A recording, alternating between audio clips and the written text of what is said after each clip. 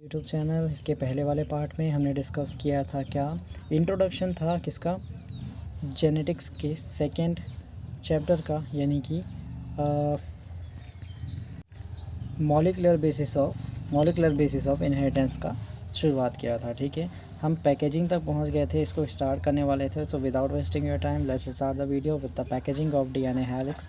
कोई डाउट था तो प्लीज़ कमेंट कर देना चाहिए था आपको, प्लीज़ कमेंट कर देना। ठीक है, अगर नहीं हुआ है अभी भी वो वीडियो जाके पहले देख लो पार्ट 1 को इसका। ठीक है, तब ये पार्ट समझ आएगा। ठीक, तो पैकेजिंग ऑफ डीएनए हेलिक्स, तो पहला पॉइंट है in human cell DNA is negatively charge. सबको पता है डीएनए नेगेटिव चार्ज होता है।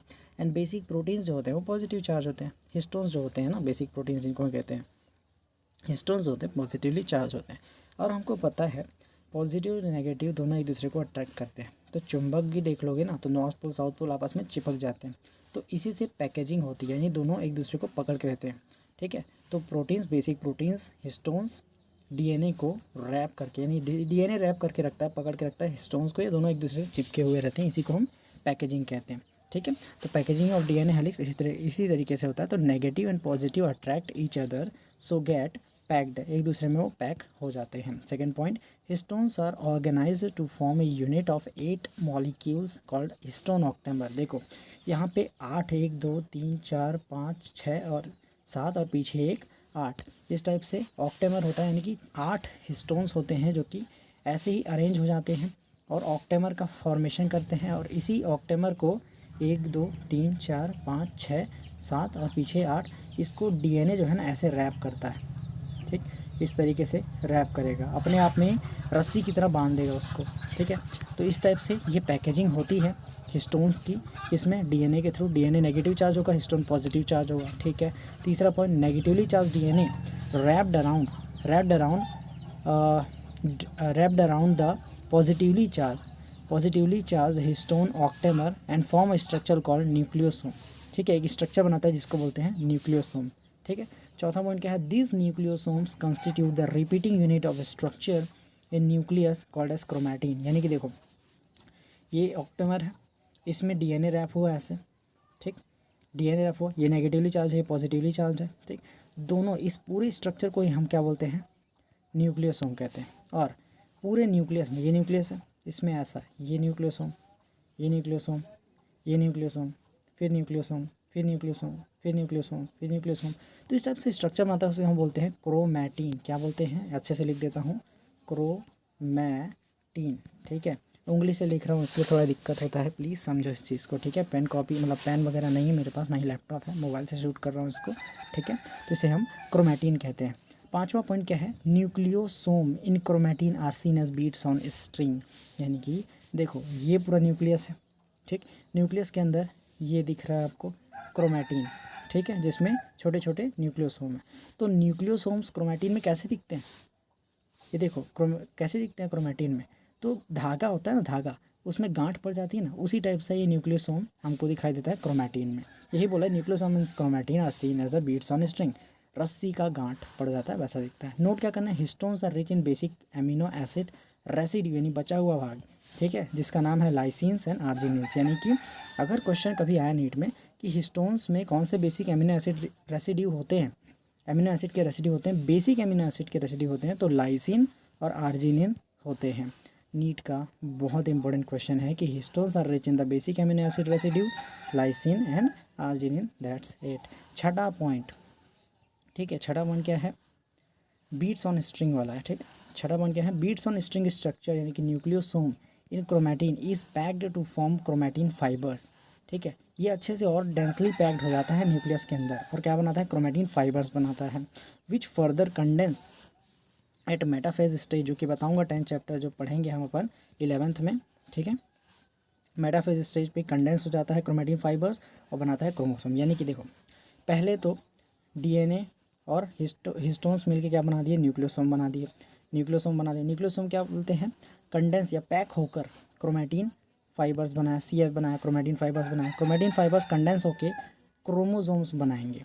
समझ आया, यानी कि डीएनए और हिस्टोन से बना न्यूक्लियोसोम, न्यूक्लियोसोम से बना क्रोमैटिन, क्रोमैटिन से क्रोमैटिन फाइबर्स और क्रोमैटिन फाइबर से क्रोमोसोम्स बना। ठीक है, क्रोमेटिन है, क्रोमेटिन फाइबर्स बोल सकते हो आप, ठीक है। क्रोमेटिन जो है कंडेंस होकर या पैक होकर क्रोमेटिन फाइबर्स बनाता है, उससे क्रोमोसोम्स बनते हैं आगे कंडेंस होके, ठीक है। तो यहाँ पे 7वां पॉइंट जो है वो इंपॉर्टेंट है। The packaging of chromatin at higher level requires additional proteins, यानी कि देखो इतना तो पैकेज हो गया, क्रोमेटिन फाइबर्स जो है वो खुद को पैकेज करके क्रोमोसोम्स बना रहा है। तो packaging of chromatin at higher level requires additional protein, यानी कि क्रोमेटिन को यहाँ पे कंडेंस करके क्रोमोसोम बनाने के लिए कुछ एडिशनल प्रोटीन्स लगते हैं जिनका नाम है नॉन हिस्टोन क्रोमोसोमल प्रोटीन। पहले जो प्रोटीन थे वो तो हिस्टोन थे, जो कि बेसिक प्रोटीन थे, जो पॉजिटिवली चार्ज से डीएनए के साथ अटैच थे। लेकिन अब एडिशनल प्रोटीन है तो वो नॉन हिस्टोन क्रोमोसोमल प्रोटीन है। हमको पता चलने कि वो हिस्टोन नहीं है, इसलिए नॉन हिस्टोन क्रोमोसोमल प्रोटीन बोलते हैं, जिसे NHC प्रेम से कहते हैं, ठीक है। समझ आया इतना। अब यहाँ पे 2 टाइप का क्रोमेटिन होता है वो पढ़ेंगे, उससे पहले आपको छोटा सा मैं न्यूक्लियोसोम का स्ट्रक्चर दिखा देता हूँ। देखो 1 2 3 4 5 6 7 8, ठीक है। इतना हुआ 5 2 7 और एक पीछे 8। तो ये क्या है, ये ऑक्टेमर है, हिस्टोन ऑक्टेमर है, और उसमें डीएनए ऐसे रैप दिख रहा है आपको रस्सी की तरह। ये डीएनए है, नेगेटिवली चार्ज है, हिस्टोन क्या है, पॉजिटिवली चार्ज है, और इन्हीं 2 स्ट्रक्चर को न्यूक्लियोसोम कहते हैं टुगेदर, ठीक। अब देखो, अब बताता हूँ आपको 2 टाइप का क्रोमेटिन, जो कि होता है यूक्रोमेटिन, हेट्रोक्रोमेटिन, जो कि आगे जाके बनता है इस फर्दर कंडेंसेशन की वजह से, ठीक है, NHC प्रोटीन्स की वजह से। तो यूक्रोमेटिन और हेट्रोक्रोमेटिन 2 चीज़ें होती हैं। कौन कौन सा, यूक्रोमेटिन और हेट्रोक्रोमेटिन, दोनों बताता हूँ, ध्यान से सुनो। पहला point euchromatin, they are the regions of chromatin which are lightly stained and loosely packed, यानी कि ये क्रोमेटिन के ऐसे रीजन्स होते हैं जो कि लाइटली स्टेन्ड होते हैं, ज़्यादा गाढ़ा कलर नहीं, लाइट कलर का होता है, और लूजली पैक्ड होता है, ढीला ढाला पैक्ड होता है, ठीक है। लेकिन हेट्रोक्रोमेटिन क्या होता है, वो डेंसली पैक्ड होता है, डार्क कलर का होता है, डेंसली पैक्ड होता है और डार्क कलर का होता है क्रोमेटिन। देखो सपोज करो ये न्यूक्लियस है, ठीक है, क्या न्यूक्लियस, ये न्यूक्लियस है, इसके अंदर क्रोमेटिन ऐसा पैक्ड है, ठीक। तो यहाँ पे एकदम डेंसली पैक्ड है, और ये क्या लूजली पैक्ड है, तो ये यूक्रोमेटिन होगा और ये हेट्रोक्रोमेटिन होगा। समझ आया। Second point, transcriptionally active chromatin, यानी कि ट्रांसक्रिप्शन में यही भाग लेगा, ये क्रोमोसोम्स ट्रांसक्रिप्शन में मदद करेंगे। और ये जो है heterochromatin, transcriptionally inactive chromatin, that is do not take part in transcription, ये ट्रांसक्रिप्शन में कोई मदद नहीं करेंगे, ठीक है।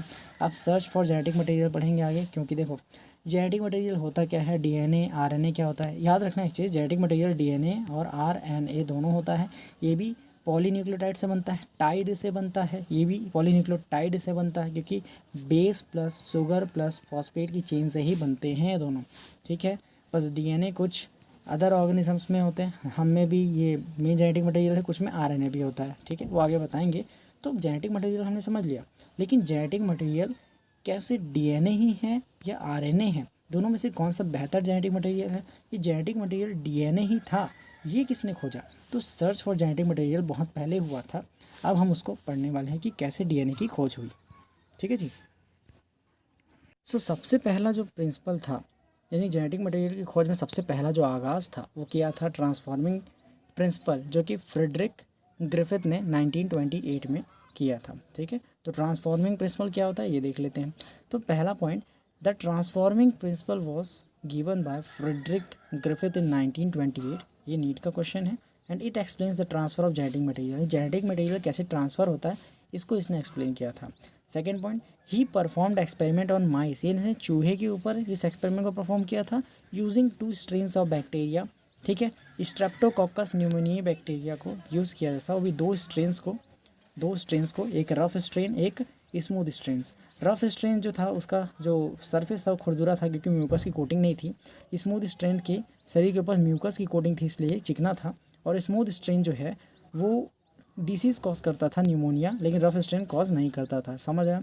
तो परफॉर्म किया एक्सपेरिमेंट यूजिंग माइस, है ना, on mice using strains, 2 strains of bacteria, Streptococcus pneumoniae का, एक रफ स्ट्रेन एक स्मूथ स्ट्रेन, ठीक। रफ स्ट्रेन, आर स्ट्रेन बोलते हैं, आर यानी रफ, एस मतलब स्मूथ स्ट्रेन। समझ आया। अब हम एक्सपेरिमेंट देखते हैं डायरेक्ट, देखो एक्सपेरिमेंट परफॉर्म करते हैं, ठीक।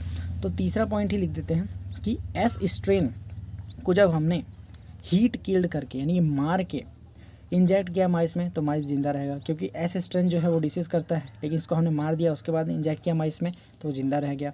और एस स्ट्रेन को जिंदा डाला तो माइस के अंदर, तो माइस मर गया, ठीक है जी। रफ स्ट्रेन को जिंदा हमने डाला माइस में तो वो जिंदा रह गया, क्यों, क्योंकि रफ स्ट्रेन डिसीज़ प्रोड्यूस नहीं करता। लेकिन जब एस स्ट्रेन को हमने मार दिया, हीट किल किया, प्लस आर स्ट्रेन को जिंदा रख दिया, तो क्या हुआ, एस स्ट्रेन का जो स्मूथ स्ट्रेन का जो प्रॉपर्टी है स्मूथनेस का वो आर स्ट्रेन में चले गया। एस स्ट्रेन तो मर चुका था ना, तो यहाँ पे जेनेटिक मटेरियल ट्रांसफर हुआ, दोनों को एक ही कल्चर मीडियम में रखा। एस स्ट्रेन को मार दिया गया था, आर स्ट्रेन को जिंदा रखा गया था। तो एस स्ट्रेन की थोड़ी प्रॉपर्टी आर स्ट्रेन में आ गई, तो रफ सरफेस जो था वो स्मूथ सरफेस हो गया इसका। और जो रफ आर स्ट्रेन जो है बैक्टीरिया जो था वो डिसीज कज नहीं कर रहा था, वो अब डिसीज कज करेगा क्योंकि स्मूथ स्ट्रेन में ट्रांसफॉर्म हो चुका है, तो इसलिए इसको ट्रांसफॉर्मिंग प्रिंसिपल कहते हैं। ठीक है, तो जब इसे इंजेक्ट किया माइस में तो माइस मर गया। तो ये प्रिंसिपल समझाता क्या है, यानी कि in fourth experiment the smooth and infectious property of heat killed S strain is transfer to the R strain and R strain becomes the S strain, so causes pneumonia in the mice and mice मर गया। ठीक है, एकदम simple language में लिखा है आपके लिए। तो नोट क्या करना है आपको, देखो smooth strain have polysaccharide coat यानी mucus coat due to which it can cause pneumonia. Smooth strain में पॉलीसैकेराइड या म्यूकस की कोट होती है जिसकी वजह से ये डिसीज कज करता है। और आर स्ट्रेन क्या है, not have any coat, so can't produce infection और डिसीज, इसलिए क्या करता था, डिसीज वगैरह नहीं करता था। समझ आया ट्रांसफॉर्मिंग प्रिंसिपल की प्रॉपर्टी। एस स्ट्रेन जो मर चुका था उसकी प्रॉपर्टी ट्रांसफर हो गई आर स्ट्रेन में, आर स्ट्रेन जो था वो ट्रांसफॉर्म हो गया एस स्ट्रेन में और डिसीज करके माइस को मार दिया। कौन सी डिसीज़ किया, न्यूमोनिया क्योंकि स्ट्रेप्टोकोकस न्यूमोनिया ही बैक्टीरिया था। अब देखो ड्रॉबैक क्या होता है ग्रिफिथ एक्सपेरिमेंट का। फ्रेडरिक ग्रिफिथ ने किया था 1928 में, इस चीज़ को आपको याद रखना, एक बार और दिखा देता हूँ अच्छे से ताकि आपको याद हो जाए। फ्रेडरिक ग्रिफिथ ने फर्स्ट ट्रांसफॉर्मिंग प्रिंसिपल 1928 में दिया। नीट में आता है क्वेश्चन, बहुत बार आया और आएगा इस बार भी। ठीक है, तो ड्रॉबैक ऑफ ग्रिफिथ एक्सपेरिमेंट, यानी कि इतना सब तो अच्छा काम किया लेकिन ड्रॉबैक क्या है इसका, ठीक है वो देख लेते हैं, यानी कि अपवाद। तो इसका ड्रॉबैक था biochemical nature of genetic material was not defined, कि ये डीएनए है या आरएनए है जो कि ट्रांसफ़र हुआ है, ये बताया नहीं था उसने फ्रॉम हीज एक्सपेरिमेंट, यानी कि वह डीएनए या आरएनए या प्रोटीन क्या था जो कि ट्रांसफ़र हुआ था from S strain to R strain, जिसकी वजह से वो ट्रांसफॉर्म हो गया था, ये इसने नहीं बताया था, यही एक इसका ड्रॉबैक था। ठीक है, तो कौन सी चीज़ किसी बैक्टीरिया को या किसी ऑर्गेनिज्म को ट्रांसफॉर्म कर देती है from rough to R strain, या फिर कोई भी चीज़ जो ट्रांसफॉर्म करती है, जेनेटिक मटेरियल कौन है जो कि ट्रांसफ़र होता है, आरएनए है, प्रोटीन है या डीएनए है, ये डिटरमाइन करने के लिए बहुत सारे साइंटिस्ट ने बहुत सारे अलग अलग एक्सपेरिमेंट किए। ठीक है, उनमें से एक एक्सपेरिमेंट था हर्सी चेज एक्सपेरिमेंट, जो कि 100% सक्सेसफुल रहा। अपनी बात को समझाने के लिए उसने बताया कि DNA is the genetic material that transfers from one organism to another organism. ठीक है, तो हर्सी और चेज एक्सपेरिमेंट को अब हम डिटेल में पढ़ते हैं। सो हर्सी और चेज एक्सपेरिमेंट का पहला पॉइंट क्या है, this experiment was proved that genetic material was DNA, यानी कि इस एक्सपेरिमेंट ने क्या प्रूव किया, हर्सी चेज एक्सपेरिमेंट ने डीएनए ही जेनेटिक मटेरियल है जो कि ट्रांसफ़र होता है, ये इन्होंने क्या क्या प्रूव किया।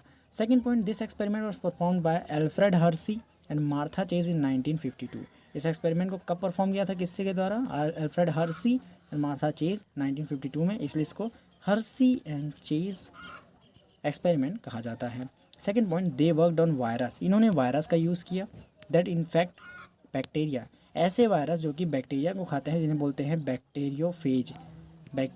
अच्छे से लिख देता हूँ यार, वैसे भी स्पेलिंग गलत है मेरी, मतलब ख़राब है, बैक्टीरियोफेज।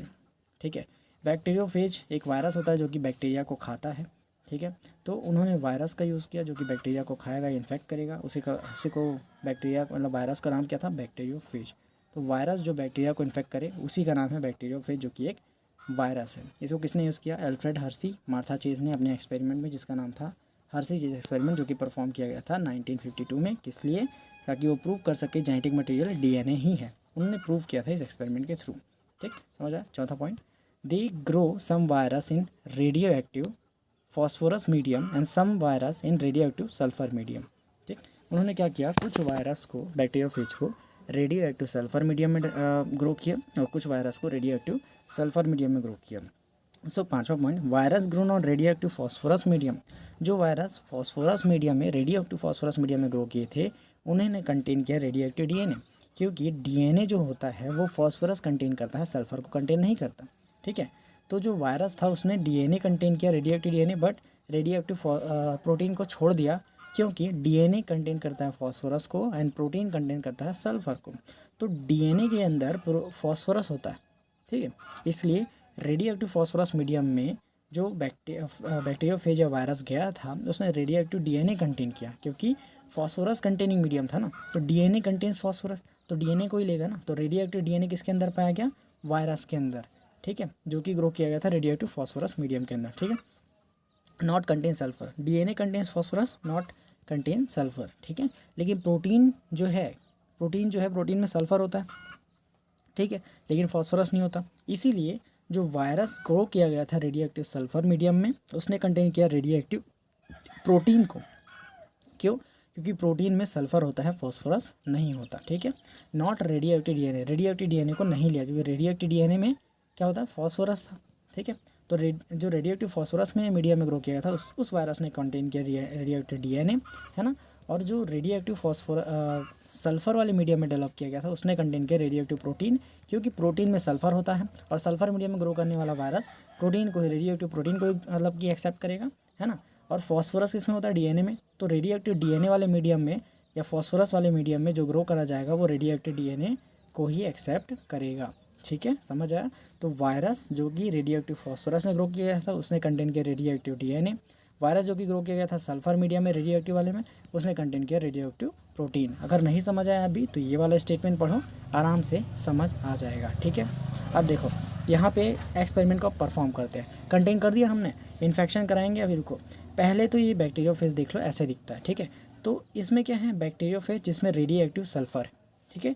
इसको किस में ग्रो किया गया था, सल्फर मीडियम में, रेडियो एक्टिव सल्फर मीडियम में। तो इसने प्रोटीन को अपने अंदर खींच लिया, रेडियो एक्टिव सल्फर में ग्रो किया गया था, तो protein capsules containing what, radio active sulphur या फिर रेडियो एक्टिव प्रोटीन हो चुका है।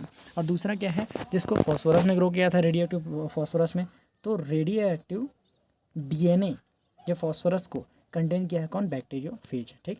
सबसे पहली चीज़, इसको हम ई कॉली बैक्टीरिया में इन्फेक्शन कराएंगे, क्योंकि बैक्टीरियोफेज नाम से ही क्लियर है कि ये क्या करेगा, बैक्टीरिया को फेज करेगा, मारेगा या खाएगा, ठीक है। तो इस एक्सपेरिमेंट यानी हर्षी चीज़ एक्सपेरिमेंट के तीन पॉइंट्स हैं, यानी 3 प्रोसेस है लगातार। पहला इन्फेक्शन करेंगे, देन ब्लेंडिंग करेंगे, देन सेंट्रीफ्यूगेशन कराएंगे। तो तीनों का मतलब आपको कंटिन्यू आराम से समझाएंगे, ठीक है। तो पहले इन्फेक्शन कराएंगे, यानी कि इसको सीधा अटैक करवाएंगे किसमें, ई कॉली बैक्टीरिया में। तो पहले देखो यहाँ पे इन्फेक्शन हो रहा है, इन्फेक्शन किया, ठीक। सेकेंड जो होगा वो ब्लेंडिंग होता है। ब्लेंडिंग क्या होता है, virus coats remove from the bacteria by agitating them in blender. एक ब्लेंडर एक मशीन होता है जिसमें एगिटेट करने के बाद ये वायरस जो कोड्स होते हैं वो रिमूव हो जाते हैं, ठीक है। वायरस के जो कोट होते हैं ना, ऊपर का कोटिंग जो वायरस का होता है ना, वो रिमूव हो जाता है, ठीक है जी। ये क्या है, ब्लेंडिंग में होता है। इसमें भी सेम प्रोसेस होगा। तो लास्ट जो है सेंट्रीफ्यूगेशन होता है। अब सेंट्रीफ्यूगेशन क्या होता है, तो virus particle separate from bacteria by spinning them in centrifuge. Centrifuge machine जो होता है उसमें लगातार ये स्पिन करता है, गोल गोल घूमता है। तो इससे क्या होता है, वायरस पार्टिकल सेपरेट हो जाता है बैक्टीरिया से, ठीक है। और अब बैक्टीरिया के अंदर वो चीज़ बच जाता है जो वायरस से ट्रांसफ़र हुआ है। अब वायरस से क्या ट्रांसफ़र हुआ है, तो जो सल्फर मीडियम में जो ग्रो किया गया था वायरस, उसने क्या ट्रांसफ़र किया, जो फॉस्फोरस मीडियम में जो ग्रो किया था उसने क्या ट्रांसफ़र किया, देखते हैं। तो सल्फर मीडियम में जो ग्रो किया था वायरस, उसने कुछ भी ट्रांसफ़र नहीं किया बैक्टीरिया के अंदर, क्योंकि यहाँ पे देखो no radio active detected sulphur detected in cells. क्यों? क्योंकि सल्फर क्या है, वो प्रोटीन का हिस्सा है, और प्रोटीन जो होता है वो जेनेटिक मटेरियल नहीं है। क्यों नहीं, क्योंकि वो ट्रांसफ़र नहीं कर पाया है, ठीक।